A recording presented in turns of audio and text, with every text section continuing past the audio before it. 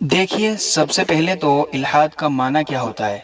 الحاد یہ لام ہا دال، یہ تینوں لفظ مل کر لحد بنتے ہیں۔ اس کا معنی ہے اپنی اصل جگہ سے ہٹ جانا، کھسک جانا، اور اس لحد سے ہی الحاد بنا ہے، یعنی راہ راست سے بھٹک جانا، منحرف ہو جانا۔ لحد فی الدین کا معنی ہے حق سے منحرف ہو کر اس میں غلط باتیں داخل کرنا، حق کو نشانہ بنانا۔ اسی کو قرآن کریم میں بیان کیا گیا ہے، ان الذین یلحدون فی آیاتنا لا یخفون علینا، کہ وہ لوگ جو ہماری آیتوں میں غلط باتیں داخل کر کے پھیلا رہے ہیں، غلط باتیں شامل کر رہے ہیں، لا یخفون علینا، وہ ہم سے مخفی نہیں ہے۔ اسی الحاد سے ملحد بنتا ہے، منحرف، بے دین، لا مذہب۔ بلکہ اہل لغت نے الحاد کے معنی مذہب بیزاری بھی لکھے ہیں، یعنی جو اپنے ناقص علمی اور کوتا فہمی کی وجہ سے مذہبی احکام سے اکتا جاتا ہے یا خود کو مذہب کے معاملات میں قیدی سمجھ بیٹھتا ہے، وہ پھر مذہب سے بیزار ہو کر آزاد ہونا چاہتا ہے۔ اس آزادی کا نام ہی الحاد ہے، اور مذہب سے بھگوڑے کا نام ملحد ہے۔ اب وہ کیا چیز ہے کہ جس پر الحاد کی عمارت کھڑی ہوتی ہے، یعنی اس کی جڑ کیا ہے، جہاں سے یہ انگارہ نکلتا ہے؟ وہ ہے عقل اور عقلیت۔ پھر اس عقل سے ہی اور بھی بہت سی وجوہات ابھرتی ہیں جو اس میں تقویت اور مضبوطی پیدا کرتی ہیں، جیسے تکبر ہے اور حسد ہے، اسی طرح خواہش نفس ہے۔ اور اس عقل کو سب سے پہلے چلانے والا اور دھوکہ دینے والا نہیں بلکہ دھوکہ کھانے والا ابلیس ہے، شیطان ہے۔ جب اللہ عز و جل نے فرشتوں سے فرمایا، سورۃ البقرہ کی آیت ہے، وَإِذْ قُلْنَا لِلْمَلَائِكَةِ اسْجُدُوا لِآدَمَ، ہم نے فرشتوں سے کہا کہ آدم کو سجدہ کرو، فسجدوا، سارے فرشتوں نے سجدہ کر لیا، الا ابلیس، اس نے انکار کر دیا۔ صرف اتنا ہی نہیں بلکہ ابا، شیطان نے انکار بھی کیا اور منع کر دیا۔ اس کے انکار کا انداز کیا تھا؟ وَاسْتَكْبَرَ، تکبر والے انداز سے اس نے سجدہ کرنے سے منع کر دیا۔ اسی کو سورۃ الاعراف میں اللہ تبارک و تعالی یوں بیان فرماتے ہیں، وَلَقَدْ خَلَقْنَاكُمْ ثُمَّ صَوَّرْنَاكُمْ ثُمَّ قُلْنَا لِلْمَلَائِكَةِ اسْجُدُوا لِآدَمَ، ہم نے فرشتوں سے کہا آدم کو سجدہ کرو، فسجدوا، سب نے سجدہ کر لیا، الا ابلیس لم یکن من الساجدین، ابلیس نے سجدہ کیا ہی نہیں، وہ سجدہ کرنے والوں میں تھا ہی نہیں۔ قال ما منعک الا تسجد اذ امرتک، اسے پوچھا گیا میرا حکم ہوتے ہوئے بھی تجھے سجدہ کرنے سے کس چیز نے روکا؟ قال انا خیر من خلقتنی من نار وخلقتہ من طین، یہ اس نے وجہ بتائی کہ میں نے سجدہ اس لیے نہیں کیا کہ آگ مٹی سے بہت بلند رہتی ہے، آسمان کو چھوتی ہے۔ یہاں شیطان نے اپنی عقل چلائی اور مادے کا سہارا لیا، تو اللہ تعالی نے فرمایا فَاهْبِطْ مِنْهَا فَمَا يَكُونُ لَكَ أَن تَتَكَبَّرَ فِيهَا، تو نے خود کو اتنا بڑا سمجھ لیا کہ حکم بھی نہیں مان رہا ہے، اوپر سے دلیل بھی دے رہا ہے، تکبر کر رہا ہے، فَاخْرُجْ مِنْهَا، تو یہاں سے نکل جا۔ اس کو اللہ تبارک و تعالی نے سورۃ الحجر میں اس طرح بیان فرمایا، فَسَجَدَ الْمَلَائِكَةُ كُلُّهُمْ أَجْمَعُونَ، کہ تمام ہی فرشتوں نے سجدہ کر لیا، کلہم اجمعون، یعنی کوئی ایک بھی فرشتہ ایسا نہیں تھا جو سجدے میں نہ جھکا ہوا ہو، الا ابلیس ابا ان یکون مع الساجدین، مگر ایک الگ ہی دکھائی دے رہا تھا، کھڑا ہوا، شیطان سجدہ کرنے والوں میں تھا ہی نہیں۔ قال یا ابلیس ما لک الا تکون مع الساجدین، ابلیس تجھے کیا ہوا؟ سارے فرشتے سجدے میں پڑے ہوئے ہیں، تو کیوں سجدہ کرنے والوں میں شامل نہیں ہوا؟ کیا کہتا ہے؟ لم اکن لاسجد لبشر، میں اسے آدم کو سجدہ کروں؟ پھر شیطان عقل چلانے لگا اور دلیل دینے لگا، خلقتہ من صلصال من حمأ مسنون، کہ ایسے بشر کو سجدہ کروں جیسے تو نے سڑے ہوئے گارے کی کھنکھناتی مٹی سے پیدا کیا، یہ تو میری شان کے خلاف ہے۔ اللہ نے فرمایا فخرج منہا، اچھا تو پھر ٹھیک ہے، تو یہاں سے دفع ہو جا۔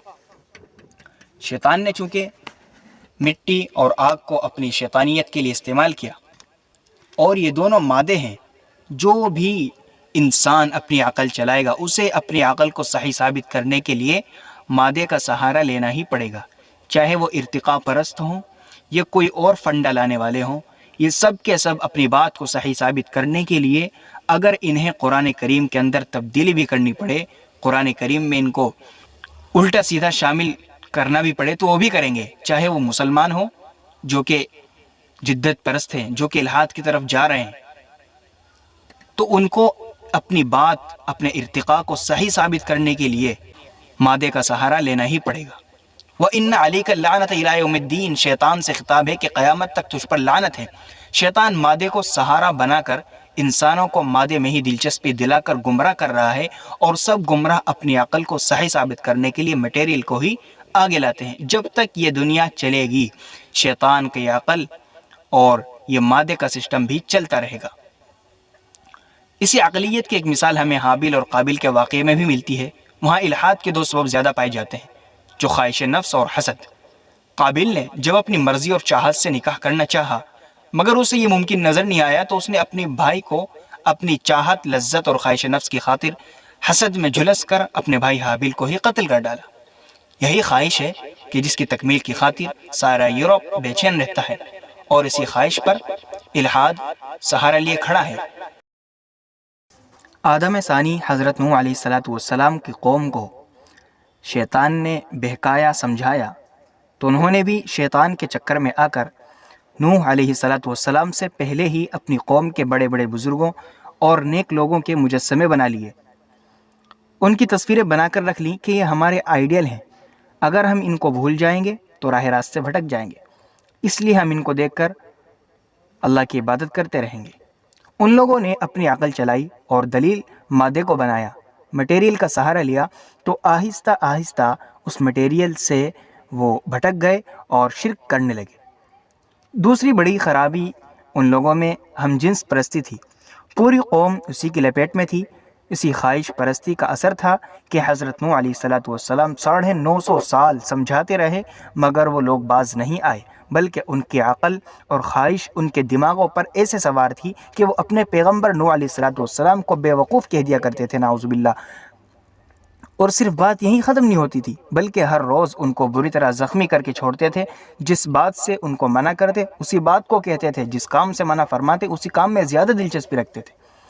کتنا ستایا ہوگا ان خواہش نفس اور عقل کے غلاموں نے، کیسے جکڑے ہوئے ہوں گے وہ لوگ اپنی عقل کی زنجیروں میں کہ اتنے سال صبر کرنے کے بعد بالآخر نوح علیہ السلام جیسے اولو العزم پیغمبر کو ان کے لیے عذاب کی دعا مانگنی پڑی۔ پھر اللہ نے بھی اپنی شان جلالت کے مطابق اپنے پیغمبر کی دعا قبول فرمائی اور انہیں اپنی عقل پرستی اور خواہش پرستی کا مزہ چکھایا۔ اسی عقل اور خواہش پر آج سارا یورپ اور الحاد فخر سے کھڑا ہے۔ اللہ کرے کہ انہیں عقل سے نکل کر کے صحیح سمت نظر آ جائے۔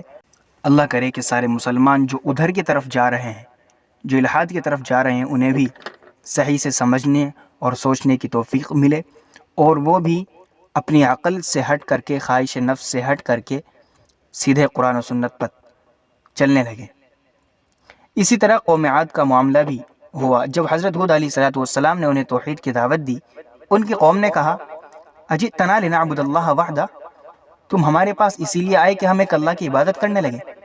وَنَذَرَ مَا كَانَ يَعْبُدُ آبَاؤُنَا، بھلا جن معبودوں کی، جن بتوں کی ہمارے باپ دادا عبادت کرتے آئے ہیں انہیں چھوڑ دیں۔ یہ بت تو ہمیں دکھائی بھی دیتے ہیں مگر اللہ وہ بھی ایک ہی معبود، کیسے ہم اس کی عبادت کر سکتے ہیں؟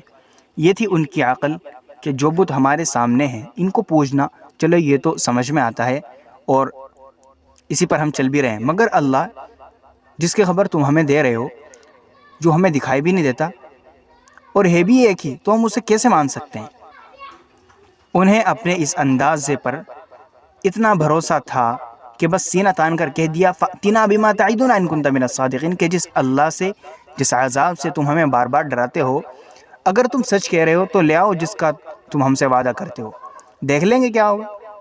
ایسا نہیں کہ انہیں اپنی بات میں شک تھا، نہیں، بلکہ وہ تو ہود علیہ السلام سے یوں کہتے تھے اِنَّا لَنَرَاكَ فِي سَفَاهَةٍ، ہم یقینی طور پر دیکھ رہے ہیں کہ تم بے وقوفی میں مبتلا ہو۔ اگر تمہاری عقل صحیح کام کر رہی ہے، تم پورے ہوش و حواس میں ہو، وَإِنَّا لَنَظُنُّكَ مِنَ الْكَاذِبِينَ، تو پھر ہمیں ذرہ برابر شک نہیں ہے، ہمیں پورا یقین ہے کہ آپ جھوٹ بول رہے ہیں۔ بس پھر کیا ہوا؟ ان کی طرف سے بات صاف ہوئی کہ اے ہود، تمہاری باتیں ہماری عقل میں نہیں آ رہی ہیں، لہٰذا تم جھوٹے ہو اور تم سے جو ہوتا ہے کر لو۔ اس کو اللہ تبارک و تعالیٰ نے فرمایا وَأَمَّا عَادٌ فَاسْتَكْبَرُوا فِي الْأَرْضِ، کہ قوم عاد نے زمین میں اکڑنا چاہا، تکبر دکھایا، اور کیا کہا من اشد منا قوہ، ارے ہم تو اتنے بڑے طاقتور اقتدار کے مالک ہیں، مضبوط ہیں، ہم سے بڑا طاقتور کون ہے سو؟ اولم یروا ان اللہ الذی خلقہم ہوا اشد منہم قوہ، اللہ فرماتے ہیں انہیں معلوم نہیں ہے جس ذات نے، جس اللہ نے انہیں پیدا کیا ہے، انہیں بنایا ہے، وہ ان سے بھی بڑا طاقتور ہے۔ وَقَطَعْنَا دَابِرَ الَّذِينَ كَذَّبُوا بِآيَاتِنَا، اللہ فرماتے ہیں جو ہماری باتوں کو، آیتوں کو جھٹلاتے تھے، ہم نے ان کی جڑ ہی کاٹ ڈالی۔ كَذَّبَتْ ثَمُودُ وَعَادٌ بِالْقَارِعَةِ، سمود اور عاد کی قوموں نے جھنجھوڑ ڈالنے والی حقیقت کو جھٹلایا۔ تو عاد فَأُهْلِكُوا بِرِيحٍ صَرْصَرٍ عَاتِيَةٍ، تو عاد کے ان لوگوں کو ایک ایسی بے قابو طوفانی ہوا سے ہلاک کر دیا گیا، سخرها علیہم 7 لیال و 8 ایام، جسے اللہ نے ان پر 7 راتیں اور 8 دن لگاتار مسلط رکھا۔ حسوما فطر القوم فیہا صرعا کأنہم اعجاز نخل خاویہ، چنانچہ اے نبی اگر آپ وہاں ہوتے تو دیکھتے کہ وہ لوگ کھجور کے کھوکھلے تنوں کی طرح پچھاڑے ہوئے پڑے تھے، ایسے گھسے پٹے پڑے تھے جیسے کسی نے انہیں گھسیٹ گھسیٹ کر مارا ہو۔ فہل تری لہم من باقیہ، بتاؤ کوئی بچا ان میں سے؟ اکڑے پھر رہے تھے، نکل گئی عقل کی ساری اکڑ۔ ایسے ہی آج کے جدت پرست اور الحاد پرست اکڑے ہوئے ہیں، جو ہماری سمجھ میں آتا ہے، جو ہماری عقل مان لیتی ہے، بس وہی معتبر ہے، ان کا یہی کہنا ہے۔ اس کے علاوہ جو ہمیں نظر نہیں آتا وہ سب جھوٹ ہے اور بے وقوفی ہے۔ پتہ چل جائے گا انہیں بھی اگر راہ راست کی توفیق نہ ملی، اللہ کرے کہ انہیں توفیق مل جائے۔ اسی صورتحال سے قوم سمود کا بھی گزر ہوا، وہ بھی نشان عبرت بنے۔ ان کا ذکر بھی اللہ رب العزت نے کئی مقامات پر اور کئی انداز سے کیا ہے۔ حضرت صالح علیہ السلام کو کچھ لوگوں نے نبی مانا اور دعوت توحید قبول کی، تو جن لوگوں نے انہیں نبی نہیں مانا، توحید کی دعوت قبول نہیں کی، ان لوگوں نے ایمان والوں کی، توحید کا اقرار کرنے والوں کی تضحیک کی، ان کا مذاق اڑایا۔ اور چونکہ اللہ عز و جل نے قوم عاد اور قوم سمود دونوں کو ہی زبردست ڈیل ڈول جسم، قوت اور اقتدار سے نوازا تھا، جس کی وجہ سے یہ لوگ ٹیکنالوجی میں بہت آگے پہنچ گئے، پہاڑوں کو کھود کر، تراش کر ڈیزائن بناتے اور اپنے محلات تعمیر کرتے تھے، اور اپنی ناقص عقل سے پھر یہ یوں سمجھ بیٹھے کہ ہم سے بڑا طاقتور کوئی نہیں ہے۔ مادی ترقی اور مہارت کو ہی ان لوگوں نے سب کچھ سمجھ لیا، ٹیکنالوجی میں ذرا سی مہارت کو ہی یہ لوگ کمال سمجھنے لگے، تو اپنے نبی کا بھی اور ان کی دعوت کا بھی یہ لوگ انکار کرنے لگے۔ اور ان لوگوں کا انکار ہلکا پھلکا نہیں تھا، بلکہ سینہ تان کر صاف کہہ دیتے تھے۔ چنانچہ اللہ تبارک و تعالیٰ نے ان کے اس تکبر والے انداز اور ڈھٹائی کے ساتھ انکار کو بیان فرمایا ہے۔ قال الملأ الذین استکبروا من قومہ للذین استضعفوا لمن آمن منہم، قوم کے سرداروں نے تکبر آمیز لہجے میں ایمان لانے والے کمزور لوگوں سے پوچھا، اتعلمون ان صالحا مرسل من ربی، تم صحیح جانتے ہو کہ صالح اپنے رب کے پیغمبر ہیں؟ جب ہم بڑے بڑے سرداروں کو یقین نہیں ہے کہ وہ نبی ہیں تو تم کو کیسے پتہ ہے؟ قال الذین استکبروا انا بالذی آمنتم بہ کافرون، پھر ان لوگوں نے اکڑتے ہوئے کہا ہم تو صاف انکار کرتے ہیں اس نبی کا جس کو تم مانتے ہو، تم مانتے رہو، اپنے نبی کو تم مانتے رہو۔ کذبت ثمود وعاد بالقارعہ فاما ثمود فاہلکوا بالطاغیہ، اللہ نے ان کے اس غرور اور گھمنڈ کو پلک جھپکتے خاک میں ملا دیا کہ قوم سمود کو ایسی چنگھاڑ سے ہلاک کیا گیا جو حد سے زیادہ خوفناک تھی، ایسی خوفناک کہ ان لوگوں کے کلیجے پھٹ پڑے۔ یہی حال ہے آج کے مغرب زدہ بیوقوف لوگوں کا، ملحدوں کا، کہ ہم اتنی ترقی کر چکے ہیں، دنیا کی چیزوں پر قبضے جما چکے ہیں، سارا نالج ہمارے پاس ہے، روزانہ نئی نئی تحقیقات لاتے ہیں، چاند پر پہنچ گئے، اس لیے وہ لوگ اپنے اقتدار، اپنی طاقت، اپنے نالج، اپنی پہنچ، ان سب چیزوں کے نشے میں چور ہو گئے، اور پھر وہ لوگ اہل اسلام کو حقیر سمجھنے لگے، اور تاریخ میں نشان عبرت کے مستحق بننے کے لیے لوگ بے چین ہیں۔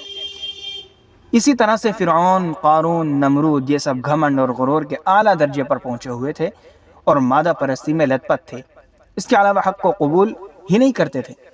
اللہ نے سب کی عقلیں ٹھکانے لگا دی۔ خلاصہ یہ کہ عقل جو چلائے گا، شریعت سے اور سنت اللہ سے ٹکرانے کی کوشش کرے گا، چاہے وہ غیر دین ہو یا پھر دین والا ہو، چاہے وہ اسلام والا ہی ہو چاہے وہ غیر مسلم ہو، دین میں جو بھی خامیاں نکالے گا اس کا انتقام اللہ سے خوب اچھی طرح لینا آتا ہے۔ اپنی کبریائی کا اظہار اللہ بہت اچھے سے کرا دیتے ہیں، یا تو ایسے خواہش پرستوں پر بذات خود عذاب نازل فرما دیتے ہیں، یا پھر اپنے منتخب بندوں کو ان کی موت بنا کر ان کے پاس بھیج دیتے ہیں تاکہ یہ لوگ آئندہ نسلوں کے لیے مقام عبرت بنائیں۔ اور جب بھی کسی قوم نے قانون الہی کو ٹیڑھی نظروں سے دیکھا، اللہ کے فرما برداروں کو حقارت بھری نگاہوں سے دیکھا، ان کا یہی انجام ہوا۔ تو جو بھی ایسی غلطی کرے گا، تاریخ کے سیاہ صفحات پر ایسے لوگوں کی سرکشی کا انجام رقم ہوتا رہے گا انشاءاللہ۔